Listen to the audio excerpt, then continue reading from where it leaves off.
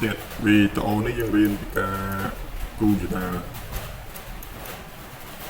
cho bờ bao nhiêu cái máu nó cho ta được cái đã lịch phí cho máu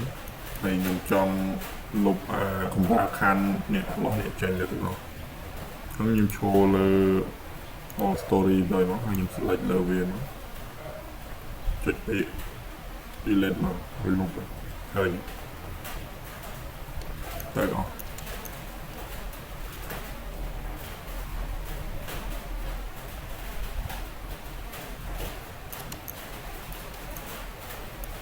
rồi máu chọn tìm muối dương chọn tao đấy dương thử này chọn tao đấy thì mình cũng ra khăn cho nhầm cho một căn này lính hai nhầm rồi chọn chị ai chọn tao đấy snap làm rồi mà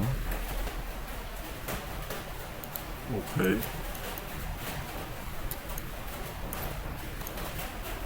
mình vô mơ định nó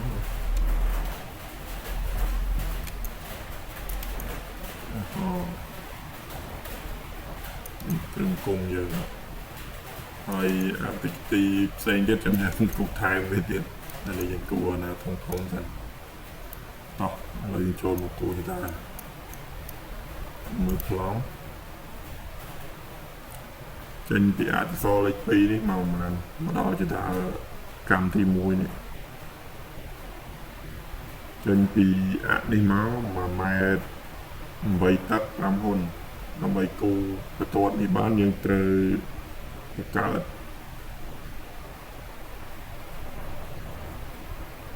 chúng nó draw point lọ ní pi mét cả lá lọ ní về pi tắt chẳng chỉ ta ní ta từng với tung chỉ ta với ta từng với một mét đọc máy đọc ram thầy bây giờ này vì mét là đo lò này pi tập tránh vì nó so vì mét xa hay pi mét xa chạy thì pi nó bàn nó mét đọc ram nó phải là cái chấp na bây giờ nó off bây giờ kết bị trên bàn chẳng hạn thì mình tình này phần nào mới giờ kết khởi chứ nhìn cho màu này dần với ở những cho một ca chúng mình nơi trong bằng một bí hai đường xì trên control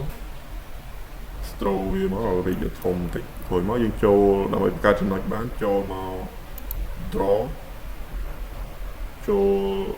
cho anh một sấn mở lòng xong mày để nó lấy cái mình x mà rồi pet mà động vậy hạ sấp hay y đặt đo mà đọc mùi hạ sấp mà lấy một tam tích x mà cuốn hạ sấp hay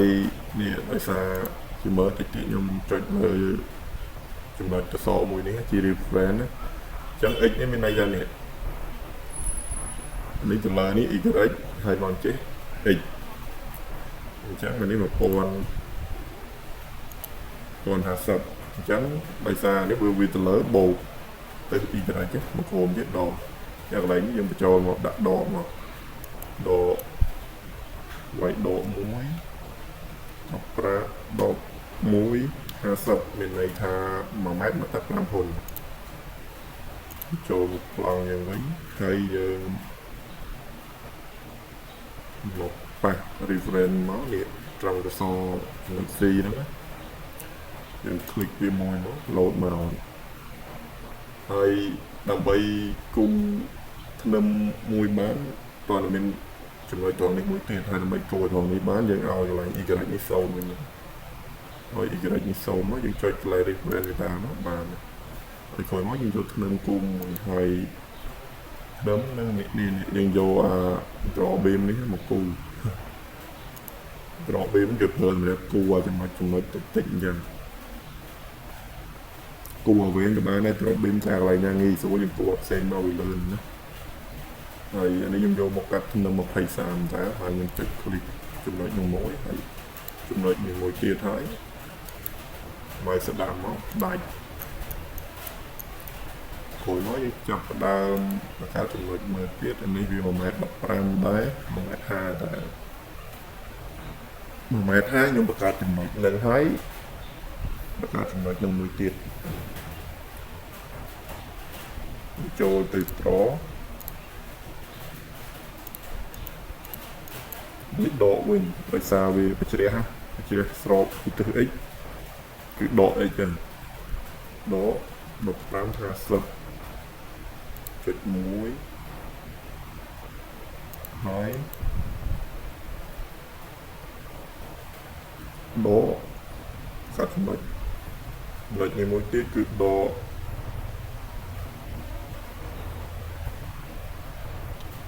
15-50ដែរ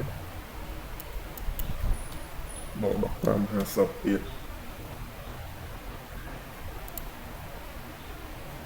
ហើយនេះខ្ញុំយក reference កន្លែងនេះវិញម្ដងហើយបង្កើតចំណុចកន្លែងនេះម្ដងហើយអញ្ចឹងកន្លែងនេះខ្ញុំឲ្យ y នេះបូកហើយ x នៅដកដែរចុចកន្លែងនេះមួយមកឡងបានហើយនេះអញ្ចឹងគម្លាតពីចំណុចនេះពីរទឹកហើយអញ្ចឹងយើងចង់នេះបានចំណុចកន្លែងនេះមួយទៀតដើម្បីគូបន្ទាត់បានគូថាសចដាលបានអញ្ចឹងយើងឲ្យអានេះ0មកឲ្យ y 0មកយើងចុច click កន្លែង reference កន្លែងនេះហើយយើងចុច right select មកក្រោយមកខ្ញុំចាប់ដើម move ខ្ញុំអូសវាមកអូសកុំឲ្យដោយខ្ញុំប្រាប់របៀប select មួយទៀតខ្ញុំអូសចេះឃើញដោយ select ទាំងធ្នឹម select ទាំងកម្រាលខណ្ឌ select ទាំង x ដល់ពេលយើង move ទៅវាទៅទាំងអស់ហើយវាយើងចុច escape ដាច់វាវិញមកយើងចុចអូសពីឆ្វេងស្ដាំចុចជាប់ចឹងមកប្រឡែងមកឃើញមានន័យថាអូសពីឆ្វេងមកស្ដាំទៀតពេលវា select លើអាណាពេញផ្ទៃណាពេញទាំងអស់បានវា select បាទផ្ទៃណាអត់ពេញទេវាអត់ជាប់ select ទេនេះខ្ញុំ select បានចំណុច4នៅហើយព្រោះមកខ្ញុំ move ខ្ញុំចូល move វិញចូលមកកន្លែង edit ហើយយកពាក្យ move join frame ឬក៏ cell អញ្ចឹងណា move join dengan frame dengan cell បានតែនេះយើងចូលហើយព្រោះមកអានេះយើងឲ្យវា00ឬអីយើងអត់មាន move វាឡើងលើហើយវា ray មក x ម៉ានមក y ម៉ានអញ្ចឹងអាពីរហ្នឹងយើងឲ្យ0មកហើយអានេះយើងឲ្យវាមកនេះដោយសារពូគេនេះវា3ម៉ែត្រ3ម៉ែត្រ62អញ្ចឹងអានេះយើងវាយហើយអានេះមើលខ្នាតផងខ្នាតវាម៉ែត្រយើងវាយ2ម៉ែត្រ62ចែកជា2វាបាន362ចែកទាំង2មើល1ម៉ែត្រ1ហើយចុចអូខេមកវាទៅលើបាត់ហើយ scroll មើលក្នុងរូប CD នេះម្ដង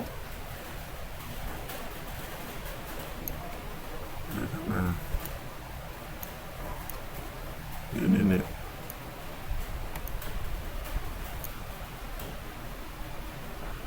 ហើយខួយមកទៀតខ្ញុំចាប់ផ្ដើមដោះសាច់ដើម្បីដោះសាច់គ្រឿងគុំនេះបានណាស្រួលយើងចុច select ចុចគូជា 3D នេះវាចុចដល់នេះ show undeformed shape ចុចនៅនឹងមកដោះហើយនេះគូឲ្យ 3D មកលើនេះតែប្រយ័ត្នពេលគូវាទៅផ្សេងស្រីវាស្អាតពីសិនមក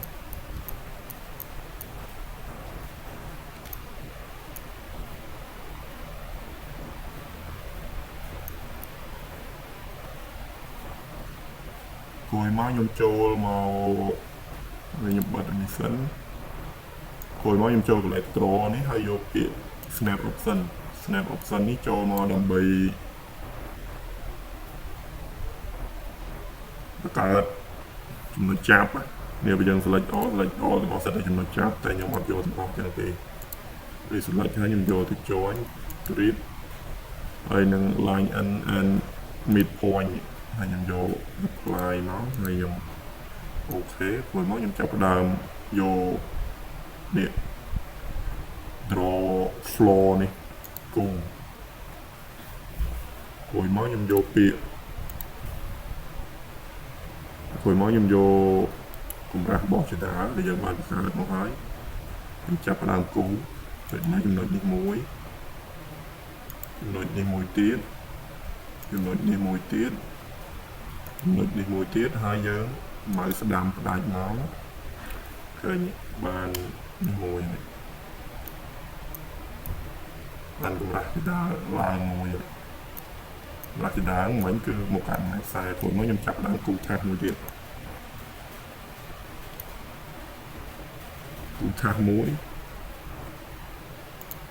ថាសគឺវានេះភ្ជាប់ពីនេះហើយមកភ្ជាប់មួយសសរនេះអញ្ចឹងខ្ញុំចូលមកនេះវិញតែកន្លែងថាសហ្នឹងខ្ញុំចង់ដាក់ធ្នឹមមួយខ្ញុំចូលមកគូធ្នឹមមួយសិនយក draw beam នេះមកហើយខ្ញុំយកពាក្យធ្នឹមបិសាននឹងដែរហើយមានខ្ញុំបង្កើតចំណុចចាប់មិញចំណុចចាប់បណ្ដាលដល់ពេលវាលោតខ្វែងវាលោត3ជារៀងត្រីកោណអញ្ចឹងគឺវាចំណុចពិតារបស់សសរឲ្យធ្វើមកនេះចឹងទៀតហើយយើងមកស្ដាំផ្ដាច់វាមកបានមកចំណុចទៀតគួយមកខ្ញុំចាប់ផ្ដើមគូថាសខ្ញុំឈរលើកម្រាស់នឹងតែខ្ញុំចុចកន្លែងនេះមួយកន្លែងនេះមួយកន្លែងនេះមួយកន្លែងនេះមួយទៀតហើយខ្ញុំមកស្ដាំមកបានថាសចដាមួយខ្ញុំសេវមួយសិន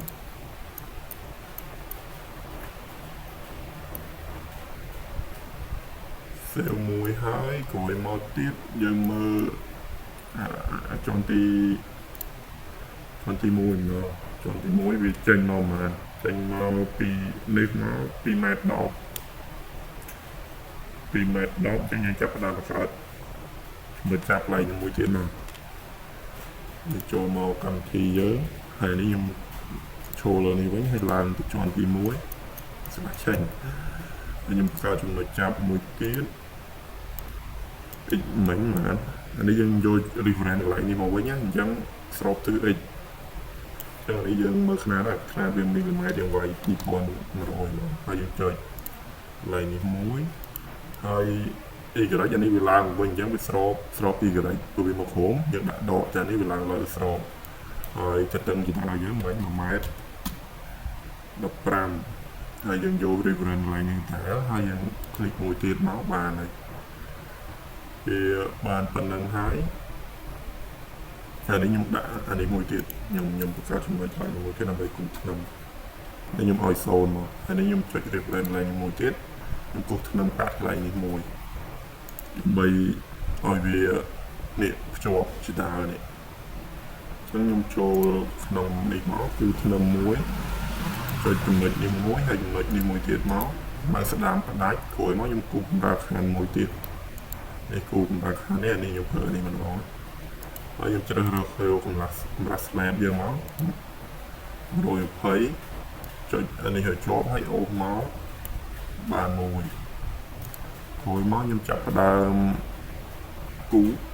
គូថាសជាដើមម្ដងគូថាសជាដើមយើងចូលនេះវិញមកហើយយើងជ្រើសរើសកម្រាស់របស់ថាសជាដើមយើងហើយយើងមើលនេះចំណុចចាប់នេះយើងមានចំណុចចាប់នេះមួយចាប់ឲ្យត្រូវនេះតន់លោតអញ្ចឹងវាបានចំណុចចាប់បានហើយគួយមកនេះយើងអូសមកនេះមួយទៀតហើយនេះមួយទៀតហើយយើងមកស្ដាំមកដាច់ឃើញបានថាសជាដើមមកហើយយើងសាក render វាមើលតិចដោយសារខ្ញុំបង្កើត shortcut តុបរួចហើយខ្ញុំចុច control លេខ1មក render នេះខ្លះអត់ទាន់បង្កើតទាន់ចង់ទៅកំណត់ shortcut វាសិនណាហើយនេះយើងបានរូបរាងជាដើមមួយហើយក្រោយមកទៀតខ្ញុំនឹងដោយសារកម្ពស់ជាន់នេះវាដូចគ្នាអញ្ចឹងខ្ញុំ copy ជាដើមពីជាន់តដីមកជាន់ទី1មកជាន់ទី1មកជាន់ទី2ហើយមកជាន់ទី2មកជាន់ sky bar នេះទៅខ្ញុំជប់គូខ្ញុំចាប់ផ្ដើម copy វិញម្ដង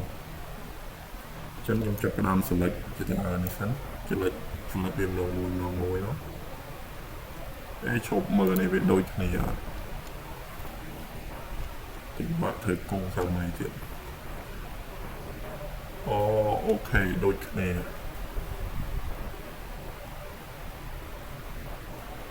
ពីចំណុចចាប់វាខ្ញុំតន់ទៅបង្កើតវាសាមញ្ញទៀតមិនគូ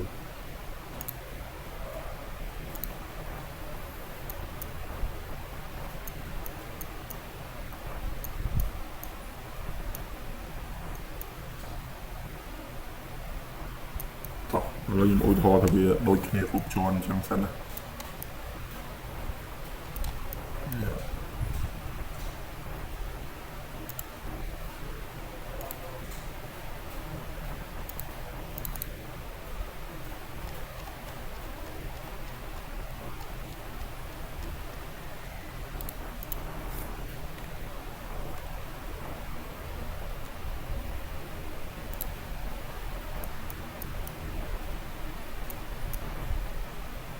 ខ្ញុំចូលមកកែកន្លែងនេះតិច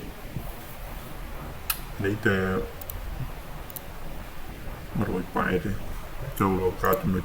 ចាប់មួយទៀតពេក185ហើយចុចនេះ1 y y ដ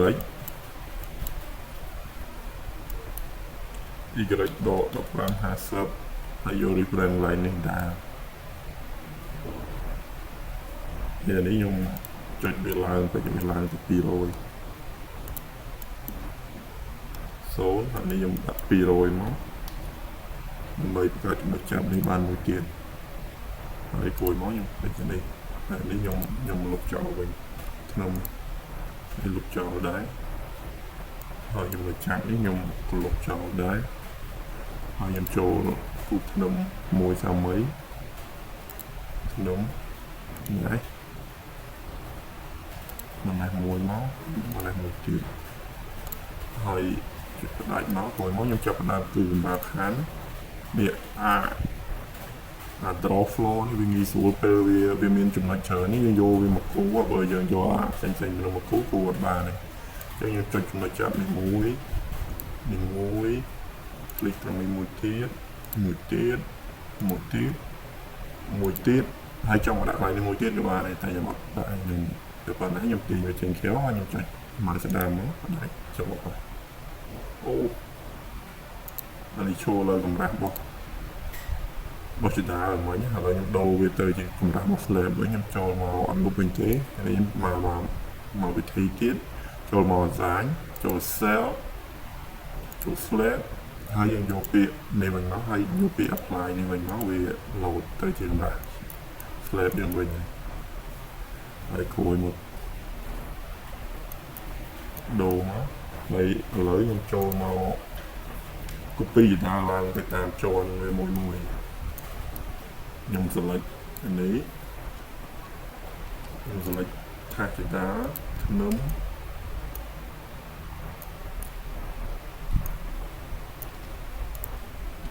select ជាដានេះអស់បានអស់ហើយយើងចាប់ផ្ដើម copy មកជាន់នេះអញ្ចឹង copy 2 ដងអញ្ចឹងយើងចូលមក edit replicate story copy ពីជាន់ទី1មកជាន់ទី2នេះចុចជាន់នេះមកជាន់នេះទៀតមកសៀតមកដែលមកឲ្យលោមកសិនវាត្រូវអត់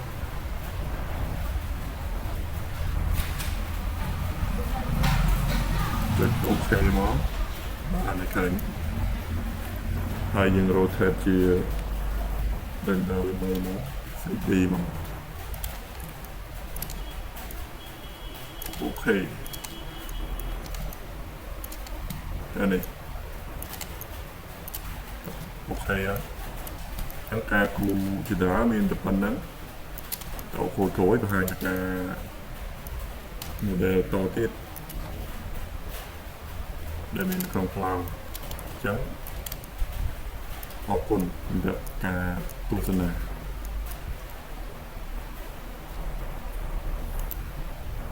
ជួយ